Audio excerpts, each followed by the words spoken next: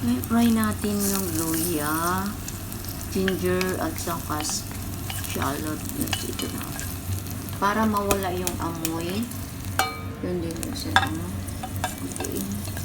Tapos lagyan natin ng ito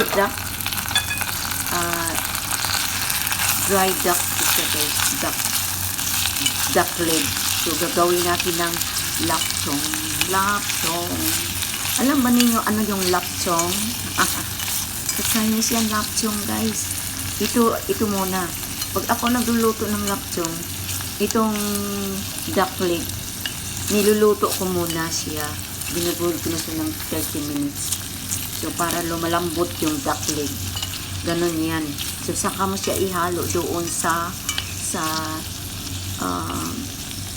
anong tawag doon? Yung lapsong sa ibabaw ng rice, pero naluto na siya. Kailangan maluto siya, hindi pwedeng hindi paluto. Kasi madali lang yung maluto. Kasi dito, matigas pa to eh.